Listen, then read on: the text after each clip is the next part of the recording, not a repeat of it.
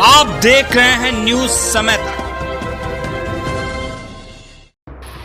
नमस्कार, आप देख रहे हैं न्यूज समय तक। आइए नजर डालते हैं आज की खास खबर पर। यूपी के मैनपुरी में पर्यटन मंत्री ने सुनी समस्या। रोजी रोटी रोजगार देने का काम कर रही सरकार। कुंभ मेले में गुमशुदा हुए लोगों के सवाल पर भड़क उठे मंत्री। प्रदेश सरकार की मंशा के अनुसार शनिवार को पर्यटन एवं संस्कृति मंत्री ठाकुर जयवीर सिंह मैनपुरी के सर्किट हाउस में लोगों की जन समस्याएं सुनने पहुंचे, जहां लोगों की समस्याएं सुनकर पीड़ित लोगों की तत्काल प्रभाव से समस्याओं को सुलझाने का काम किया। वहीं मौजूदा अधिकारियों को निर्देश भी दिए हैं, तो वहीं मीडिया से रूबरू हुए, जहां समाजवादी पार्टी के राष्ट्रीय महासचिव प्रोफेसर रामगोपाल यादव द्वारा बयान दिया गया कि सीओ ने कहा कि होली एक बार आती है साल में और जुम्मा 52 बार आता है साल भर में। प्रोफेसर रामगोपाल द्वारा दिए गए बयान पर उत्तर प्रदेश सरकार के कैबिनेट मंत्री ठाकुर जयवीर सिंह ने पलटकर वार करते हुए कहा कि अच्छी लोकप्रियता को लेने के लिए इस तरीके के बयान दिए जा रहे हैं। संभल के सीओ द्वारा जो बयान दिया गया, जिन लोगों को रंग डलवाने में परेशानी या दिक्कत है वह अपने घरों से बाहर न निकले।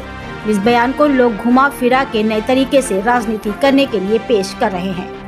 ऐसा बिल्कुल भी नहीं है। मुस्लिम वोटरों को खुश रखने के लिए इस तरीके के बयान दिए जा रहे हैं, चाहे वह सपा हो या कांग्रेस पार्टी ही क्यों न हो। उत्तर प्रदेश सरकार के ओम प्रकाश राजभर कैबिनेट मंत्री के बेटे अरुण राजभर ने युवाओं के रोजगार को लेकर बयान दिया है, जिस पर भी कैबिनेट मंत्री ठाकुर जयवीर सिंह ने पलटवार करते हुए कहा कि हजारों लाखों युवाओं को रोजगार देने का हमारी सरकार ने काम किया। उद्योग लगाने वाले युवाओं को हाथ मजबूत करने का काम कर रही है।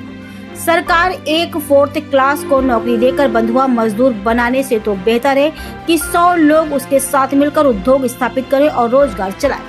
महाकुंभ में 30 करोड़ रुपए की कमाई करने वाली नोकिया को अब विपक्षी पार्टी के लोग हिस्ट्री शीटर बता रहे हैं, जिस पर जयवीर सिंह ने पलटवार करते हुए कहा कि रोजगार करने वाला, उद्योग करने वाला, व्यापार करने वाला अपराधी है या नहीं, इससे कोई मतलब नहीं। फिलहाल उसने व्यापार किया है। मैनपुरी से जहीर खान की ये खास रिपोर्ट। इस तरीके से महाराष्ट्र के जो समाजवादी पार्टी की विधायक हैं अबू आजमी, उन्होंने औरंगजेब को लेकर बयान दिए हैं, उसको लेकर काफी राजनीति गर्म है, लोगों की क्रिया प्रतिक्रिया आ रही है, लोग विरोध भी जाहिर कर रहे हैं, कुछ लोग समर्थन भी कर रहे हैं। क्या ये सही चीज है? देखिए, एक चीज साफ है, जितने गुलामी के प्रतीक हैं, खासतौर से बाबर के मामले में, औरंगजेब के मामले में पूरे राष्ट्र की भावनाएं आहत हैं। जिन लोगों ने और दुनियादारी छोड़ दो, अपने परिवारजनों को ही जेल में कैद करके, उनको जेल में पिताजी को डाल के गद्दी हत्याने का काम किया हो, प्रताड़ित किया हो, भाइयों की हत्या कराई हो, ऐसे लोगों के प्रति देश की या किसी भी समाज के अच्छे लोगों की भावनाएं सकारात्मक नहीं हो सकती। समाजवादी पार्टी के राष्ट्रीय महासचिव रामगोपाल यादव ने एक बयान दिया है कल कि जो संभल में जो सीओ ने एक बयान दिया है कि होली साल में एक बार आती है और जुमा साल में 52 बार आता है, तो जिसको कष्ट हो तो घर से निकले ना। तो उसको लेकर रामगोपाल ने कहा है कि ऐसे लोगों की जगह जेल में होनी चाहिए प्रशासन में। देखिए, मुझे लगता है सस्ती लोकप्रियता के कारण, मैं अभी जो कह रहा था वही सस्ती लोकप्रियता के कारण, या जिस चीज की केवल चर्चा के लिए लोग चर्चा करें, ये अच्छी बात नहीं है। अनिल चौधरी को लेकर कांग्रेस की तरफ से बयान जारी हुआ है कि उनके खिलाफ कार्रवाई होना चाहिए और उन्हें वहां से हटाना चाहिए। मुझे लगता है कि ये सब बात का बतंगड़ इसलिए बनाया जाता है कि कुछ तो बोलने को मिले, केवल तुष्टिकरण के लिए। उन्हें मुस्लिम कैसे खुद हो, कुछ बयान दो। केवल कैसे कांग्रेस पे कुछ बचा तो है नहीं बेचारी पे, तो बयान से ही शायद कुछ मुस्लिम खुद हो के 4 वोट बन जाए। तो इस तरह की बातों से कोई लाभ नहीं मिलने वाला है। बातें सकारात्मक हों, रचनात्मक हों और समाज को आगे ले जाने के लिए। आज देश कहाँ से कहाँ पहुँच रहा है, विश्व कहाँ से कहाँ पहुँच रहा है, टेक्नोलॉजी कहाँ से कहाँ पहुँच रही है, हम अभी भी रूढ़िवाद में पड़े घूम रहे हैं। बहुत अगर जो बात करें युवाओं को रोजगार की, तो आपके ही अरुण राजभर ने ये बयान दिया है कि अपनी सरकार में ही युवाओं को रोजगार नहीं मिल रहा है। मैं समझता हूँ जितने रोजगार हम लोग न सिर्फ रोजगार दे रहे हैं बल्कि रोजगार देने वाले बना रहे हैं। जितनी भी योजनाएं अभी आप देखिए, मुख्यमंत्री जी युवा रोजगार की योजना शुरू की है, जिसमें ब्याज मुक्त ऋण देने का भी काम चल रहा है। लगातार 1 लाख इसी 31 मार्च तक देने का लक्ष्य है, जिसमें कल 1000 लोगों को चेक आगरा में दिए गए, 2000 चेक गोरखपुर में परसों दिए गए। ये साफ इंगित करता है जिसमें ब्याज मुक्त ऋण दे करके, ट्रेनिंग दे करके अपने पांव पर खड़े होने का, खुद को उद्योगपति बनाने का, खुद को रोजगार देने, जो रोजगार ढूंढ रहे हैं उनको रोजगार देने के योग्य बनाने का काम हमारी सरकार कर रही है।